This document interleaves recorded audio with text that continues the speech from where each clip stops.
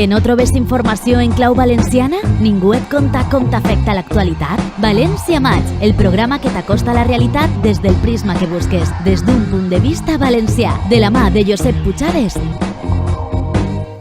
Hola, què tal? De nou, senyores i senyors, cavallers i dames. Play Radio, la 107.7 de la freqüència modular, estem en el programa València Maig, el programa de denúncia social, de coses que els interessen, curiositats, i també li peguem un repasset a l'actualitat valenciana des del nostre punt de vista, el punt de vista valencià. Vostès se'n recorden d'esta cançó?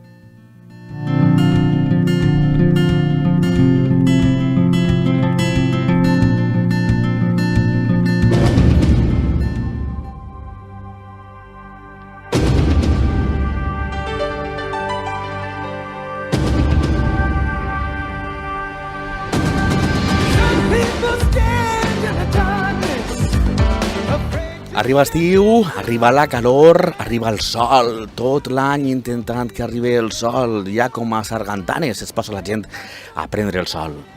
Quina és la millor hora per a prendre el sol? La gent es pensa que posant-se quan més sol fa, quan més calina cau, et poses més moreno, és evident, amb més intensitat, en menys temps, et poses més moreno. I en lloc del moreno, el que la gent sol agarrar és càncer, melanoma de la pell. Això fa temps que no ho sabíem, la gent es posava directament a prendre el sol i a ficar-se ben morena. Després el que passava és que la gent tenia la cara arrugadeta i se li feien pigues, tot això ve del sol. Crema solar, a quin sant? Això no s'utilitzava mai, la crema solar. I per què, per exemple, què ocorre en les meduses si et pica una medusa? Què has de fer si estàs navegant en alta mar i algú cau i ningú se'n dona compte? Què passa si una persona la veiem malalta o que ha tingut un accident en la platja? Creu Roja, recorden, Creu Roja. De fet, molts socorristes que hi ha en les platges són de Creu Roja. Tenen voluntaris i tenen gent també contractada en moltes platges de tot el territori espanyol i també la nostra comunitat. Si us sembla, anem a parlar amb Pedro Redón, que és responsable de Creu Roja de València.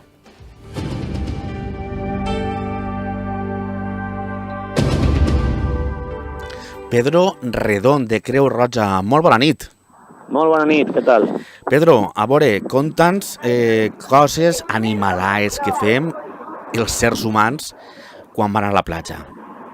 Home, pues en este cas, més que animalades que fem els sers humans, com tu estàs dient, estaríem parlant de què recomanacions no fem cas, no? Que és moltes vegades el nostre salvavides, no? El nostre salvavides, si la gent quan va a la platja, per exemple, o va a una zona lúdica o esportiva, en este cas, pues, tendría que fer cas a aquestes recomanacions, no? I fer cas a la recomanació és en un 99% la solució per a que no tingués ningun tipus de problema.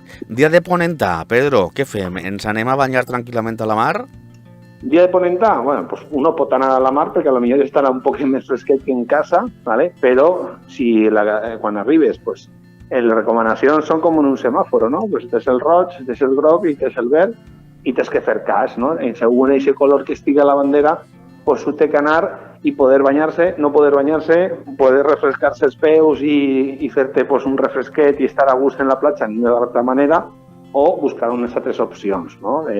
D'estar un dia de ponent, no? Però lògicament sempre fent cas a aquestes recomanacions, perquè el que sí que està clar que on està Creu Roja sempre n'hi ha recomanacions. Vull dir que sempre n'hi ha que fer cas a aquestes recomanacions. En dies de ponentar, vostès el que molta gent sol fer és pujar la colxoneta per a prendre el sol, així a la brisa de la mar, que li entra directament, on la ponentar ja no és tan ponentar. I el que passa és que vostès no es donen compte, però l'aire va portant la colxoneta cap a dins de la mar i després eixir d'allí, quan et dones compte que hi ha alguns que van en la barqueta i es queden adormits, quan es donen compte tenen un problema. Així és. I és una de les qüestions en el qual, pues, quan nosaltres estem fent una vigilància en una platja, pues, de normal els nostres socorristes sempre fan les recomanacions i les apreciacions a la gent en dir-li, per favor, no faig això avui, no és un dia convenient que vostè pues, faci zona, esa colchoneta i de més, i d'aquesta manera evitarem que la persona tingui algun problema i també evitarem que moltes vegades no ho pensem en que els nostres efectius socorristes i demés també poden entrar en perill en el moment de fer una actuació, encara que estigues molt entrenat. Parlem de les banderes, val? La blava, la groga i la roja. La blava no, la verda. La verda. Val? Quina potestat té, quina autoritat té un socorrista per a donar recomanacions a alguna persona que està banyant-se en perill, perquè també pot posar la vida en perill d'unes altres persones? Quina potestat té davant d'aquesta persona? La pot obligar a eixir? Ha de tocar a la policia? Nosaltres podem recomanar a la persona que no faci ús del bany si n'hi ha una bandera roja, una bandera groga, pues que no faci ús del bany, no? Però també, si aquesta persona pues, no fa cas, pues nosaltres no som autoritat, la Creu Roja, ¿vale? Nosaltres som, en aquest cas, un òrgano que està fent una vigilància i una prevenció. Entonces, el que nosaltres tinguem uns protocols, s'avisa a policia, i policia, ja que és l'autoritat, lògicament, és aquells que sí que fan tot este tràmit de, pues, si arribarà la necessitat, hasta de sancionar a la persona. Pedro, hi ha vegades que els mateixos socorristes que teòricament han d'estar vigilant la mar, entenc que han de mirar l'horitzó i coses d'estes, i a veure cadascú com entra i com ix de la mar. Xico, te'ls veus jugant al mòbil o al WhatsApp i parlant i no estan mirant cap a la platja. Això, el socorrista ho ha de veure ell, l'han d'avisar, perquè hi ha també moltes vegades que la platja és tan immensa per a un socorrista que no li donarà tan poc temps. Sí, jo, aquesta apreciació que fa referent que els socorristes, per almenys jo li puc assegurar que els socorristes que tinguem en Creu Roja tenen les seues recomanacions i les seues normes i, lògicament, no estaria permès que feren aquesta acció. D'acord? Nosaltres sí que en aquest cas, les nostres accions, en cas de que alguna persona fera això, que per sort tinguem que no és aixina, pues se tomarien les mesures oportunes per a fer una sanció o fer qualsevol tipus d'amonestació a aquesta persona. I un socorrista té sempre un ràdio de visió i té un ràdio de supervisió de la seva zona. Per això les platges no estan a soles en una torre, en un socorrista. En Creu Roja tinguem una demarcació de metros, en cada X metres n'hi ha una torre i a banda sempre n'hi ha dos socorristes com a mínim per al relevo i cada mitja hora, 3/4 d'hora van canviant-se perquè així se refresca el que està dalt, baixa, puja l'altre i sempre n'hi ha un reciclament. Anem a la platja a prendre el sol i la gent sap que s'ha de posar crema, però clar, la crema que es posa diu agafe la del 2 i me la clave, ja està la crema posada. Quina és el nivell mínim que s'ha de posar en protecció solar? La protecció solar, segons la persona, segons la seva pell, pues tiene que anar, si no ho té clar, a un especialista com pugui ser un dermatòleg i ja pues, dir-li què tipus de crema i en aquest cas de tractament té que continuar per a quan va a la platja, no? Pues no per posar-te, com està dient per lo matí, crema, després te fas 4 o 5 banys i quan ixes, lògicament, de l'aigua, tota aquesta crema possiblement hagi desaparegut. Què tinguem que fer? Pues seguir les recomanacions segons la pell que tingues per a posar-te un tipus de crema o un altre i les vegades que siguin necessaris quan tant banys tingues que fer. La crema de l'any passat ens pot valdre per enguany? Pues segons quan caduque la crema, no? És a dir, això volia que caduca la crema. Clar, com qualsevol producte, no? Tindrà una recomanació de temps que se pot utilitzar. Per tant, no faria efecte, l'efecte desitjat, l'efecte que asseguren que fa aquesta crema. Lògicament, i les seues propietats, no? Pedro, es fiquen crema, però aquesta crema que han portat la gent fa com el sabó, com el Fairy i la gent que fica el sabonet i fica un poc d'aigua, el diluïx i així no li dura més la crema. Estem fent un bon ús? No, per supost.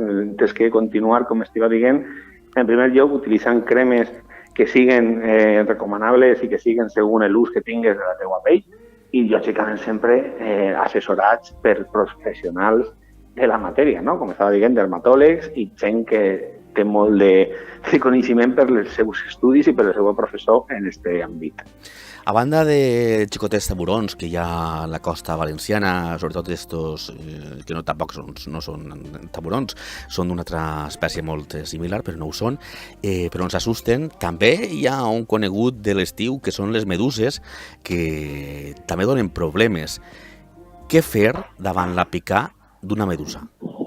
Pues davant la picada d'una medusa, en les platges, que en aquest cas tinguem servici de Creu Roja, pues lo millor és sempre anar a una de les nostres dependències, a una posta sanitària, i allí, lògicament, serà atès per professionals nostres i les recomanacions que nosaltres, en aquest cas, li tenim que donar a la persona. En moltes ocasions, quan donem pautes de lo que n'hi ha que fer, pues pot haver confusió i fer tractaments fora de lo que seria lo lògic. No? Ahí vaig. Volia anar ahí.